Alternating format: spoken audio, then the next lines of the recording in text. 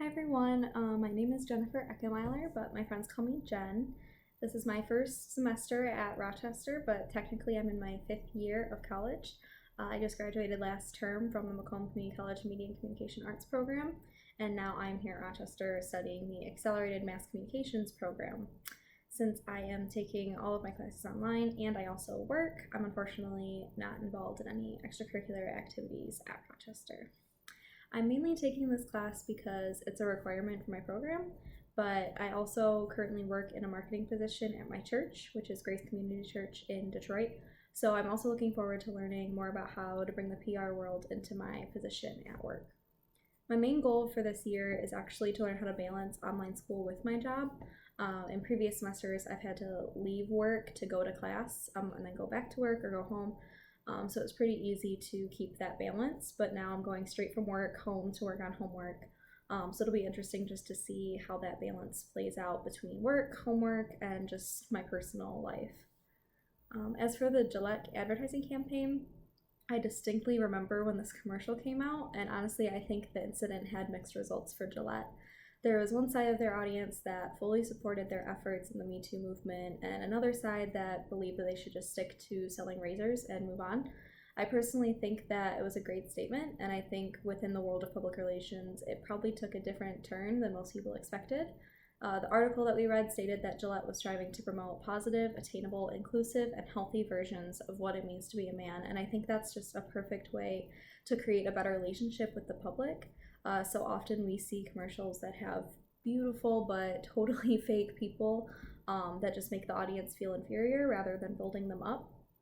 So even putting the Me Too aspect aside, Gillette is just holding men to a higher standard and encouraging them to be better. But they're doing so in a way that's real and attainable, which makes the audience truly connect to the business and the product that they're buying.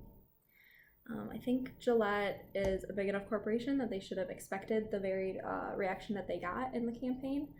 Making a political statement is always dangerous, but if it's dealt with in a professional manner, I don't see anything wrong with doing it. As mentioned in our notes, it's really important for a PR professional to keep up with the media and current culture, and that's super evident in this campaign. At the time that this commercial came out, the Me Too movement was very evident in our culture. And I was honestly glad that a company finally not took advantage of it, but took a stance on the position instead of just totally avoiding that the concept. Social media definitely helped the Gillette campaign blow up in both a positive and negative way. On the positive end, I've never seen a campaign reach such a large audience so quickly. I remember when it was released, my Twitter timeline just totally was full of opinions on the campaign.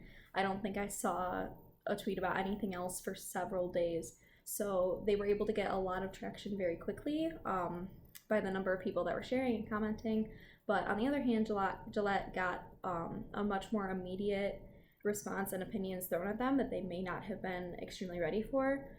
Somewhat of a negative response should be expected for any new campaign, but in the world of social media, those responses just come so quickly.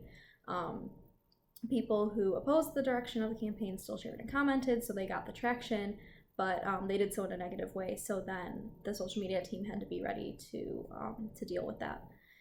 There was a lot of traction for this campaign, but navigating how to deal with the positive and the negative versus each other was probably a huge deal for the Gillette team. It was super important for the PR professionals to be professional in this campaign. I think the most important ability that the professionals needed was that expertise in social media, as we were just talking about. As I mentioned before, the Twitterverse completely blew up after the release of that campaign, and without a strong social media team to come up with that strong plan and be able to respond to the multiple responses, negative or positive, the campaign would have completely failed. That being said, it's also important for the Gillette to have a strong team of planners before jumping into something like this. You can't just send out a commercial and kind of hope for the best. Marketing campaigns like this one takes months or years of planning. You have to think of when things will be posted, which outlets you're going to use, what will be said with every post, everything that will be accomplished. It just takes a lot of intentionality to pull off something that large, and I think Gillette did that really, really well. Last but not least, writing skills were super important for the PR team to be able to respond to those criticisms respectfully. when dealing with negative criticism, it's so easy to say things in the heat of the moment that could potentially make things worse just because you're frustrated or you're annoyed or you're not thinking clearly. So being able to convey information concisely without hurting any further feelings is so crucial in responding to people's opinions.